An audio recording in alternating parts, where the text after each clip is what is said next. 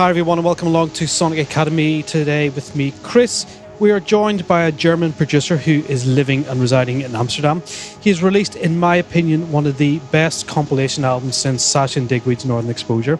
He's had a phenomenal 2017 with remixes for Depeche Mode, Underworld, a massive remix for Cubicolor, an essential mix on Radio 1 and releases on Afterlife and Compact. Would you please welcome to Sonic Academy the one, the only Patrice Bäumel. How are you, Patrice? Are you there? Hello, how are you doing? I'm very good. Thank you so much for joining us on Sonic Academy today. I am a huge fan of the compilation, the Balance compilation. It is the one album that I keep going back to and have been for a few months now and just keep listening to it. And I was kind of I listened to the actual compilation and then I listened to the unmixed version and was really shocked at how complex the album is, and really wanted to talk to you today about how you put that mix together and some of your tracks and how you got started. So let's take it right back to the start. Were you a DJ before you were a producer? Yeah. I think I've been DJing since around 94, mostly as an amateur. And it took me another 10 years to actually start producing a little bit. It was just never really something I thought I'd be good at, so I kind of neglected that side of music altogether. But I suppose, like in the mid-90s, it was easy enough to be just a DJ. You didn't have to be the DJ producer that you have to be today. It's almost more important to be the producer today. The DJ secondary. Back in those days, it was DJ first and then producer. So was it something you had always wanted to do, or is the main desire DJing? Is it still the love of music? I kind of rolled into it. It wasn't like that I grew up as like a kid already wanting to DJ. I wasn't even really aware that DJing existed. Uh-huh. It was only when I was about 17 that I was working in a bar as a bartender, and someone had decks set up in the corner, and the local DJ was just showing me how to mix records. And then, you know how it is, you get infected, and it quickly turns into a hobby that just kind of keeps growing and just consumes your whole life. Well, I mean, I've always been surrounded by music because my father is used to be a music journalist, and there was just music around the house day and night pretty much. So I'm probably trained in an unconventional way to absorb music and to listen to music, even though I don't have any classical education. Well, the electronic music thing that just came later, it came by accident, and it just fits my mentality. I'm just like I've always been fascinated by this mixture of the human element and the cold, abstract, machine-like element. And would your father have been a music journalist? Would it have been in electronic music, or would it have been in sort of rock band music or classical? What sort of music were you surrounded by? Totally across the board. Anything from like early electronic music, like Yellow, Kraftwerk, Depeche Mode and The Cure were probably the big things for me in the 80s. All the way to free jazz, like Tom Waits, John Zorn, Frank Zappa was huge in our house. Also stuff like the Ramones, and just classic stuff like the Beatles, Stones, all the way to proper classical music like Bach and Mahler and Wagner. So I heard it all. Yeah. I mean, that's a huge spread of musicians. And you said that, I mean, growing up, probably like myself, I'm a huge Depeche Mode fan. But you've had the opportunity to remix one of their singles. Is that pretty mind-blowing to take on board and to actually do? When it happens, yeah, it kind of feels like, oh yeah, I mean, it's great, it's off the bucket list, but I think that's a funny thing in life. The yearning for something is always stronger than when you get the fulfillment. When the actual offer comes in, you still, of course, you're going, wow, and that's great. but then you're already focused on the job, and then it's almost like any other remix. So for me, it's always been like that. I've always had dreams of wanting to achieve something, and when I achieve it, it is next. You just move on and you move to the next thing, and I don't even linger anymore, you know. So yeah, it felt special, but also since I didn't have any contact with the band, it's going through their management to my management, then I make it, send it back to my management, they send it back to their management. I never spoke to any of the guys directly, so it felt a little bit anonymous, but of course, I'm really happy I could at least contribute a small part to that impressive discography that Depeche Mode has amassed throughout the years. Yeah, no, I mean, I think I would probably get a little bit overwhelmed by doing it and panic and overthink it. I don't think the way you do it is probably the correct way, is to treat it like any other remix that you're doing and just move on and just go, you know what, box it off and sort of go, this is what I'm doing. Totally. Let's go back to how you started in. What was the transition from DJing into production? What was what made you pick up the laptop and the DAW and start churning out some beats? I was selected as a participant for the Red Bull Music Academy in 2002. And I went to Sao Paulo, and I don't know if you're familiar with the academy concept. So 60 people from all over the world, young artists, get flown into a location somewhere, some big city. Can be Tokyo, can be Berlin, can be London. In this case, it was Sao Paulo for 2 weeks. And then we get lectures, we get workshops, we get to play at parties. And some of these workshops, they were specifically about music production. So that's where I got my first introduction on how to make a track. And in between the workshops, you always had a chance to meet up with more experienced producers. And in my case, this guy from Frankfurt, whose name is Christian Rindermann, or his artist name is C-Rock. He gave me like a 30-minute one-on-one introduction into Reason 2.0 and showed me how to build a track in that program. And yeah, that's how it started. And from there on, I got my own laptop. Shortly after, I went traveling for a few months with my then girlfriend. And while I was sitting on the beach, I was making beats that were pretty bad, of course. It takes a while to get even half decent. But that's how I got into production. And I was a few years later, I had my first single out. That was on the label from Cologne called Trapeze, which is a sub-label of Traumschallplatten. And one thing leads to another, and here I am today, remixing Depeche Mode. It's kind of funny. I mean, I'm actually, one of my very good friends was at that Sao Paulo Red Bull Academy and reported on it, and came back with a very, very bad upset stomach from it. But had an amazing experience. So production-wise, let's move into, I mean, I suppose 2015, 16, 17 have just been pretty phenomenal for you with, you know, tracks like This World and Surge, and what really made my ears prick up was the Cubicolor remix you did. I think, was that last year? Was that 2017 or 16 maybe? Ooh, I think it was maybe early 2017. Yeah, it all melts into one. Let's talk a little bit about your production style and what actually goes into making your records are really sparse, and one thing I'm always fascinated about is how to not put so much into production, how to not kitchen sink everything, to just throw more at it and make it sound bigger and fat. How do you restrain yourself? That, I suppose, is the question.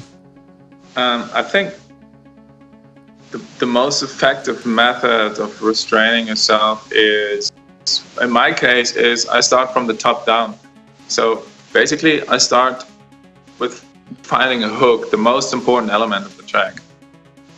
once I have that hook, once I have that thing that really pops and that really stands out, then I'll build a track around it. What that means is I don't start making beats and hi-hats and this and that, and then that essential element is still missing, and so I keep adding more and more and more and more. No, I just do it the other way around. When the essential element is in the track from the very beginning, you automatically end up with a lot less tracks, because the thing that carries the track is already there. You don't have to find it first, you know? So, and I'm really committed to basically try to stay below 10 or 15 tracks. I mean, that fascinates me. We have a guy kind of similar production style to yourself, Jerome Ismay, and he's done a couple of courses, and he is 15 tracks, and it's just these cinematic, epic sort of progressive sounds, and I absolutely love, and I'm jealous of the sparseness. Let's focus in specifically on, say, Dead End Thrills. What is you've got a blank screen. What's the first thing there? Is it the vocal, that key, really dry upfront vocal, or is it that sort of off-kilter ARP that starts the record? What's the first thing that you do in that record? Well, the first thing in that record that I did is, okay, I listen to all the parts, but I do that with every remix, and then I'm really strict with that, throw everything out that I don't love. Then that whittles down the amount of parts that I have to work with to about 5 or 6, not more. Anything like kick drums or hi-hats, all that stuff that is kind of generic, I throw that out as well. I just want to use my own stuff. And then in the case of Dead End Thrills, what I did is I used one of the lead synthesizers. And then I just quickly, then I put a ping pong delay on one of the return channels, so one of the send channels, and then I just sent a little bit of that lead synth to the ping pong delay, maybe just like a quarter second and half a second, and then close that channel off. Then you hear on the ping pong delay, you have that bing bing bing bing bing bing bing. Yeah. You put you press the freeze button, and you basically have a sequence consisting of one note that's already in the right key.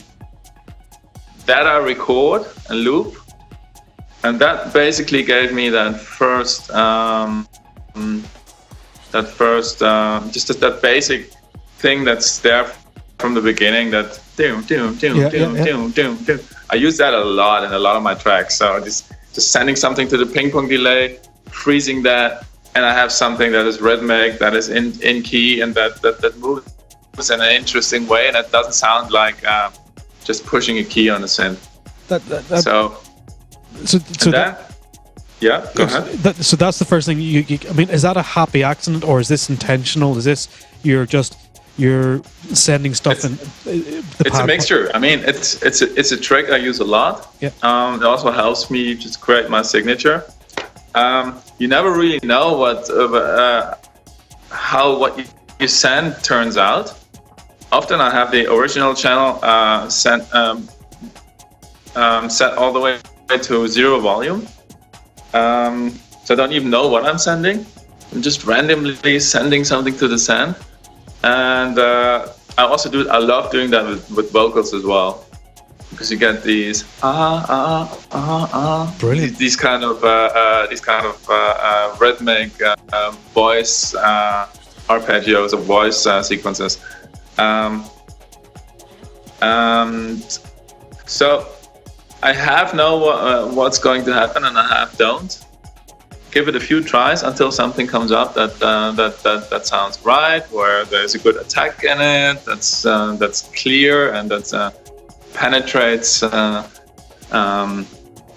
track really easily. And then I have a start, then I have a rhythm, then I have a melody, and then I have something that is monotonous, which I always love.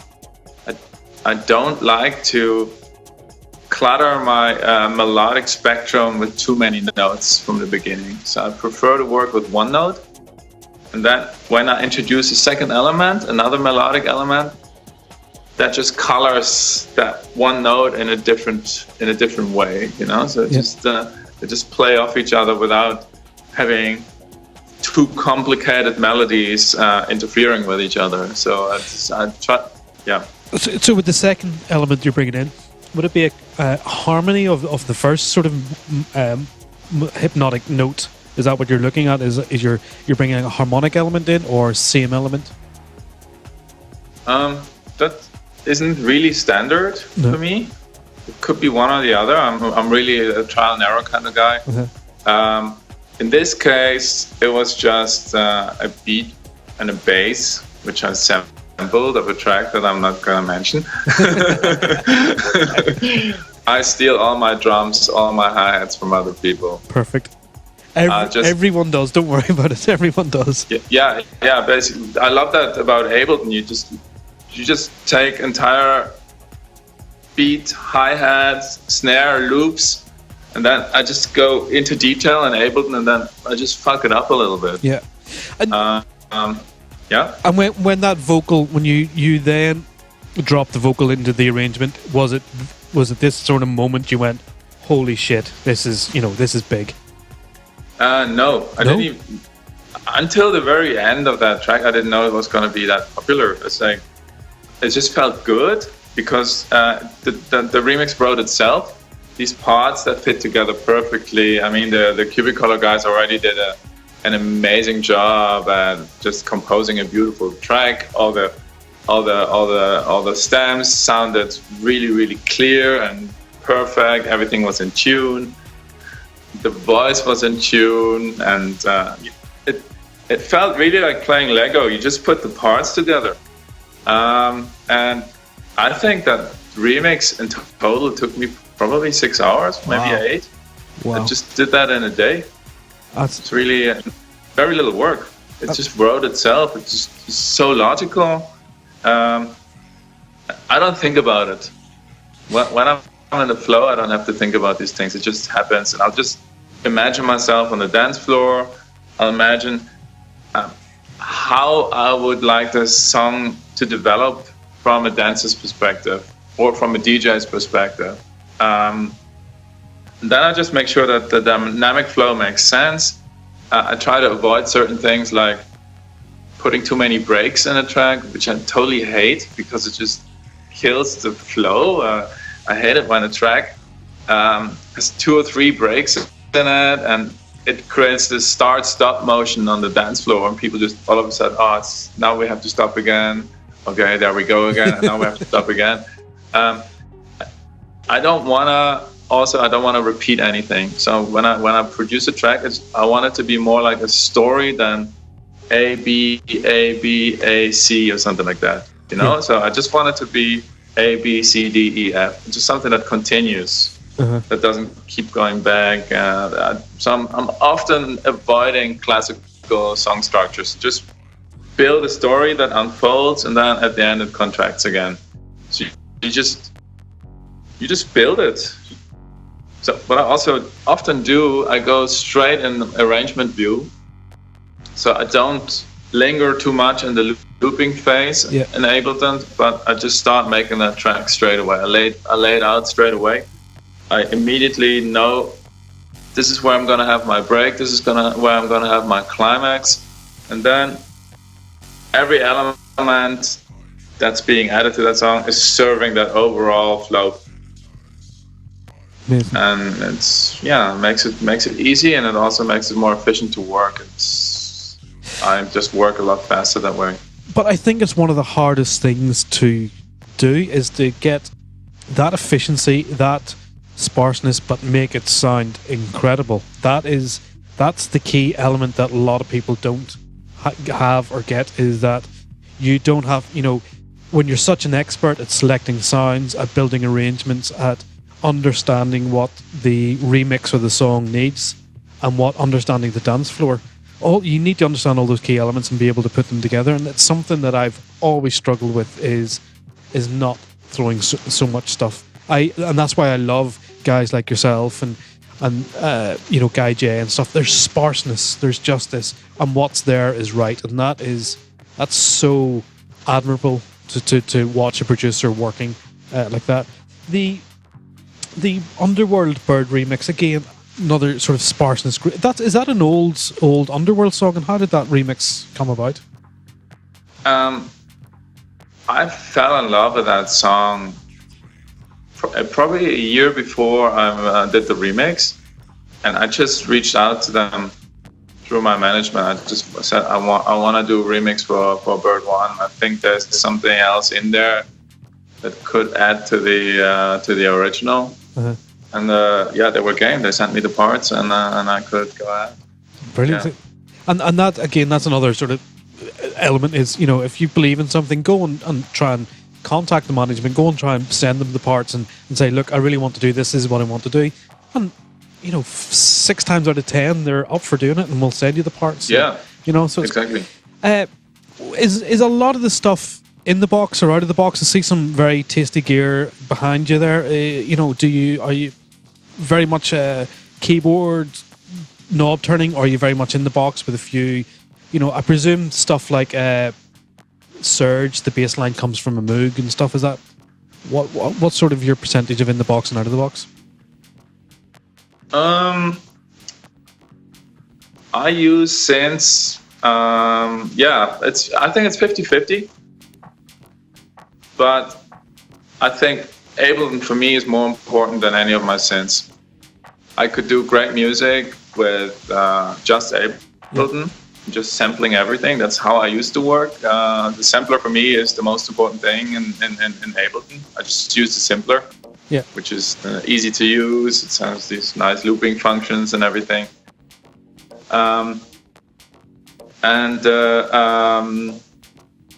I use my synths. Basically, I just jam, record, and then I go straight into the box, cut everything up, and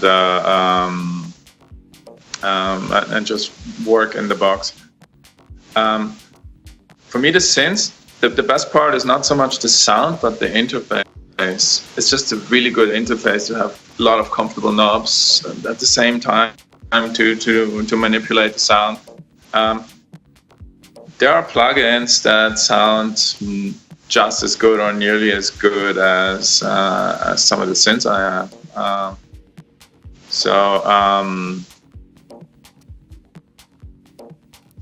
The big difference is really how I can manipulate them. Yeah.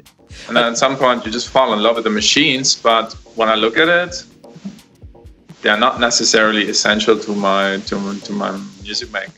They're an extra. They're more comfortable. And is it a blank? So you start a new track, would you go over to one of the synths and there's no presets or there's no user presets? Do you start with a blank and just start adding up oscillators and filters and seeing where the sound goes, or do you have a bank of sounds that you kind of rely upon for your sound? Both. I have my favorite presets.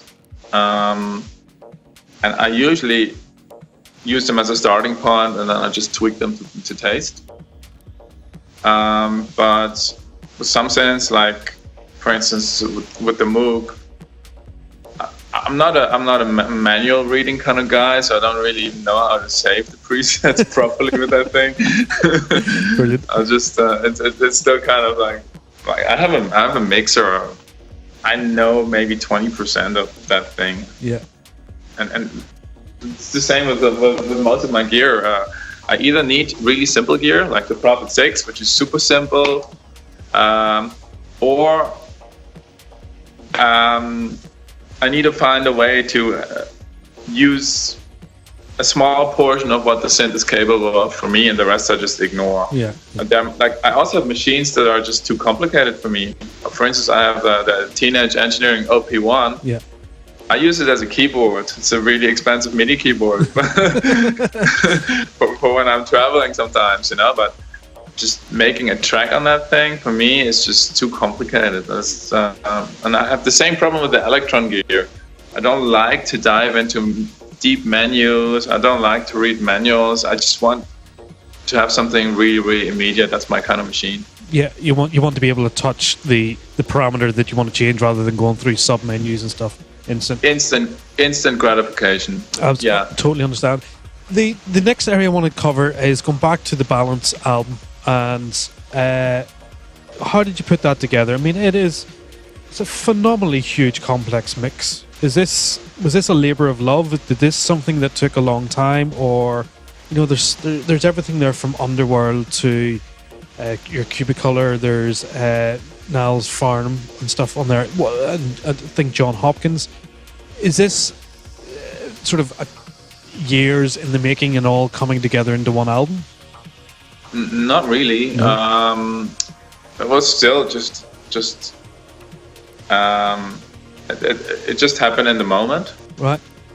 I mean, my approach was I collected about 100 let's say 100 tracks, maybe 150, something like that. Yeah. And I just loaded them all into Ableton. And then I just started puzzling, trying combinations between different things, or I found an interesting loop here and there.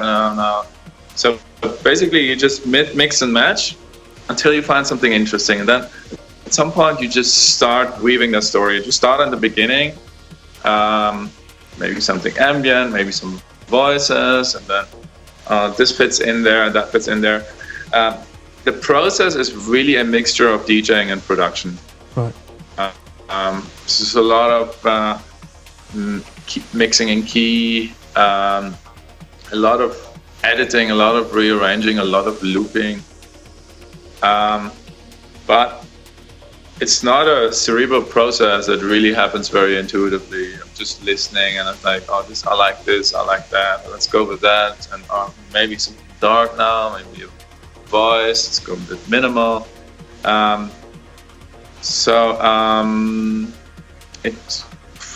It's just playing with bits of sound.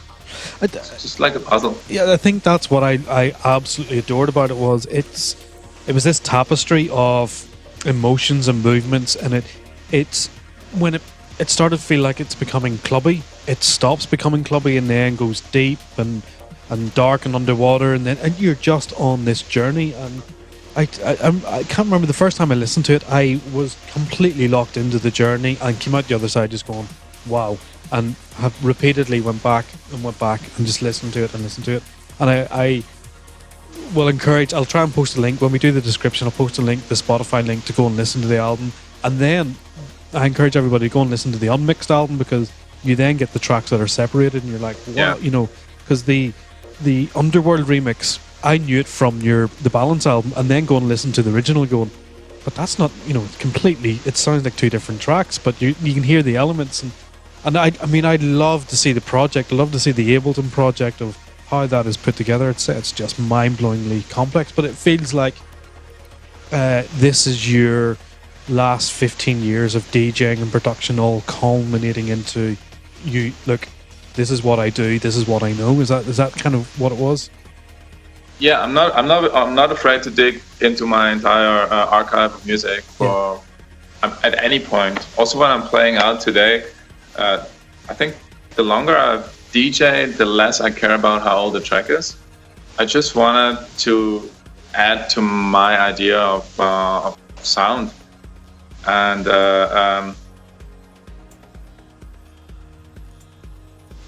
for me, it's very difficult to find music that is new, that's just released, and that where I have the feeling I haven't heard this before. Yeah. If I have that feeling that I've heard it before, that it's just another variation of the same theme, I won't even buy it, because I already have that somewhere. Yeah. So I'm not a collector of records. That doesn't interest me. I'm looking for new vocabulary in my musical language. Yeah. And two songs basically say the same thing, that I'm not adding to that vocabulary. It's just it's just how do you call that? A synonym or something, It's another word with the same meaning like the word that I'm already it's a synonym, yeah. Yeah, that doesn't really interest me that much. So and over the years you develop this broader arsenal of sounds, and you just dig deep. And I do that when I'm DJing as well, and I do that with that mix CD as well. I don't know. I don't think about it. Doesn't everybody do that? It just kind of comes natural. So, going to DJing quickly. Is it pre-planned? Is there a kind of a vague idea of what you're going to play tonight, or is it literally, let's see after 3 records how the crowd's reacting, and then, as you say, you dig deep and start going, right, let's see where we can take this? Yeah, it's when you don't know the place, and in 95% of cases, I really don't know the club that I'm going to play at.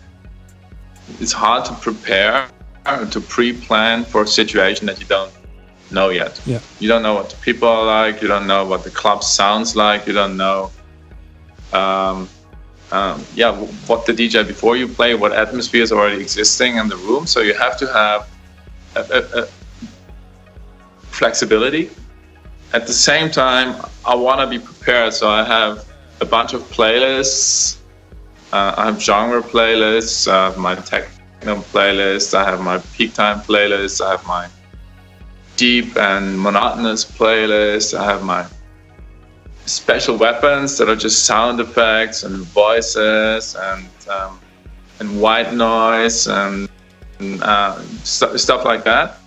So I found a way that's pretty effective of categorizing all my music. And then I can just on the fly build a set. What I'll do is, as I start playing, I'll look around, I'll watch the dance floor a lot. And I always request 3 CD players, because that, not so much for mixing 3 at the same time. I do that occasionally, but it's not something I find useful all the time. And I'm not really a technical wizard either. But you can already prepare 2 more tracks while you play. Plus, you have the playlists that you can build on the fly and on the CDJs. And while I'm playing my first track, I'm already thinking ahead 3, 4, 5 records, and then I'm building it. So the planning actually really starts while I'm there with feet on the ground. But you have a couple of playlists that can go down different routes, and you build it. That's, I think that's. I mean, I couldn't think of anything more boring than going and playing a pre-programmed set and just sticking to that set. I think it's just, it's just soulless. I don't know. It's also it's not gonna sound good. No. It's because you're not allowing yourself to get swept away by the moment. You're always you're sticking to this rigid plan, where something way more beautiful might be happening in the room. The room might be sending some energy your way, and you're unable to respond because you have to cling to that plan that dictates you to do something completely different. So I think if you want to play a great set, in my case, it's impossible to plan it 100%. What I will do though, sometimes I'm in love with a mix. 2 records that just fit together perfectly. Yeah. And I'll put these underneath each other in a place. And sometimes 2 tracks just become 1 track, always for me. So when I always play 1 track, I'll play the other one on top of that as well. Because that for me becomes 1 song. I think that's, probably the essence of the Balance album. There's a lot of 2 tracks playing at once and becomes a whole new track, and that was the cleverness for me. That was the real, when you hear it separated out, it was like, he just created a whole new track here out of these 2 tracks. Who's the inspiration? Who's the one person that, in this game that you kind of look up to, respect, and think that's where I'd like to be? Well, let me put it this way. Just specifically for the Balance CD, the mix that really cracked me open in that way was the Joris Warren one. The Joris Warren Balance mix a few years ago. I think what he did there, he did something completely new. He really took it to another level. I mean, that mix CD is absolutely incredible. And also some of the James Holden mix CDs are just amazing. They just take you into deep down into the rabbit hole, and you just don't know where you are anymore. So yeah, for the Balance project, those were my benchmarks and also my inspiration. Those guys, they just showed me, okay, there's something more possible than just blending the bangers of the season into each other. Inspiration on more and career-wise, I am inspired by guys who got their shit together, who maintain, who are able to play this game at a high level for many, many years. Then I want to find out what is it that they're doing or that they're not doing that helps them be successful at that level. And I also looked at Joris Voorn for that, because he's practically a neighbor. He lives in Amsterdam as well. And you never see that guy party too much. You never see him high. He's always calm and collected. He always shows up with like a professional working attitude. And at that time when I started looking at him, I was like, I was a party animal. And I was saying to myself, there's just no way I can compete with people like that if I don't adopt a similar attitude. Yeah. Because I can see today, after a show or at a festival, I see so many other DJs just giving it loads, just partying their heads off and going to another after party and another one, showing up drunk at the gigs. And I'm like thinking, if that's my competition, this is gonna be easy. You know, it's true. No, that's. I think, and it's not something that's just music. It's anywhere in life, and especially in any competitive field, hard work and a certain amount of discipline just gets rewarded, gets you further. And people always think that the difference between the best producers out there and the rest is talent. It's not talent. Many people are talented. It's being able to work and just incrementally get better and better every day, year after year after year, just a little bit. At some point, you're good enough that people can't ignore you anymore. That's also a sure shot way of making a career in music. Brilliant. That's fascinating to hear. I wish somebody had told me that advice 15 years ago when I was partying and DJing and could have stopped it. Same here. What's to finish off and round it off? What can we expect in 2018? What's the plan? What's coming up in the next 9 months for you?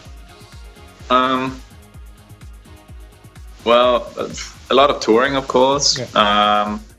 I want to take the foot off the gas a little bit in the studio because it was just too much, and at some point I just need to regroup a little bit. I also want to surprise myself in the studio again.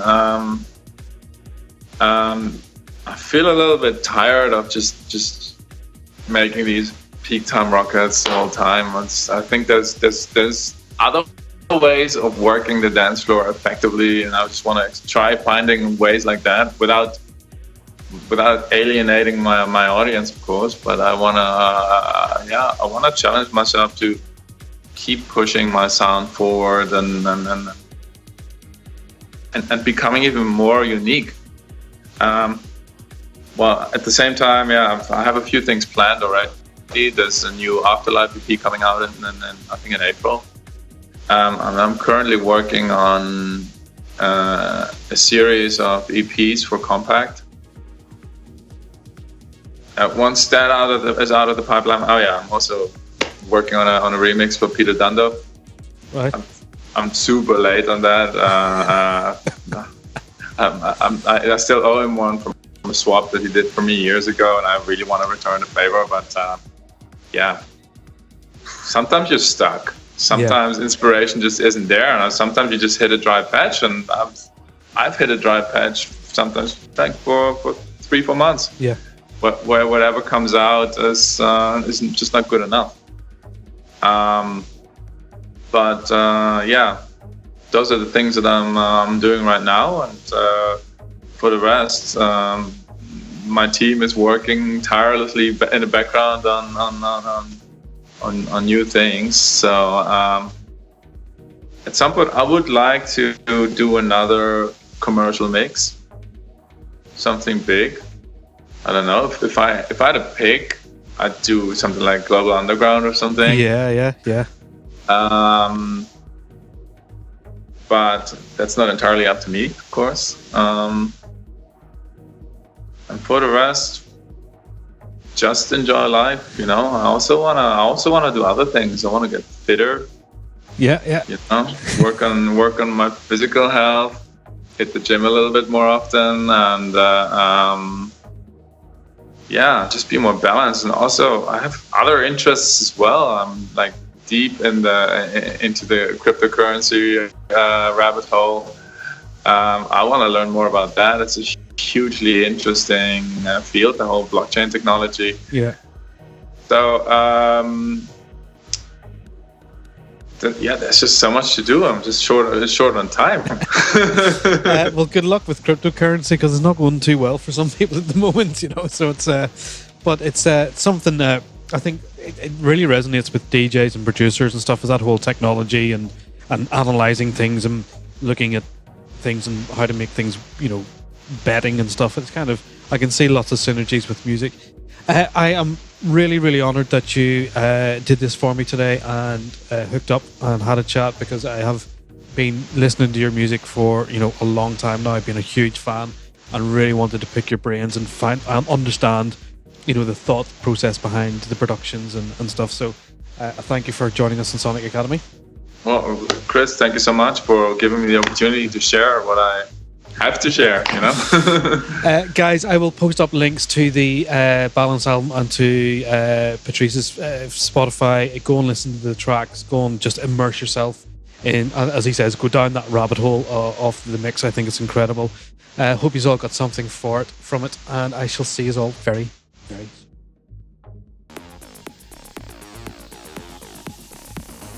Thanks everybody for watching, commenting, and indeed liking. We really do appreciate all the support we get here on our Sonic Academy YouTube channel. So if you found this video super useful, please, we'd love you to hit the subscribe button. We update the YouTube channel every week with new content. And if you want to watch some more relevant content, just click on the videos beside me.